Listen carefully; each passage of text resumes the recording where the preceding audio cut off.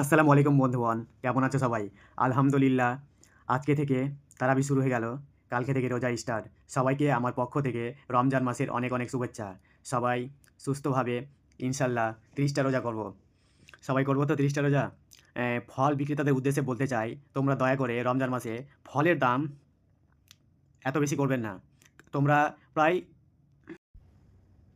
আসসালামু আলাইকুম এভরিওয়ান, কেমন আছে সবাই? আলহামদুলিল্লাহ, আজকে থেকে তারাবি স্টার্ট হয়ে গেল। কালকে থেকে রোজা স্টার্ট। সবাইকে আমার পক্ষ থেকে রমজান মাসের অনেক অনেক শুভেচ্ছা। সবাই সুস্থভাবে ইনশাল্লাহ ৩০টা রোজা করব। ফল বিক্রেতাদের উদ্দেশ্যে বলতে চাই, তোমরা তো প্রায় সারা বছরই টাকা ইনকাম করো, কিন্তু দয়া করে রমজান মাস আসলেই ফলের দাম খুব হাই করবেন না। কারণ গরিবরা ফল কেনার কথা ভাবতেই পারে না। আপনারা ফলের দাম এত বাড়ান যে তারা গোটা দিন রোজা রেখে ফল খাওয়ার একটু যে ভালো মন্দ খাবে, তার কোনো সারা বছর ফলের দাম কমই থাকে, কিন্তু রোজা আসলেই ফলের দাম এত হাই হয়ে যায় যে গরিব মানুষরা গোটা দিন রোজা রেখেছে, সন্ধ্যাবেলা একটু ভালো মন্দ খেয়ে ইফতার করবে, তার কোনো আশা নেই।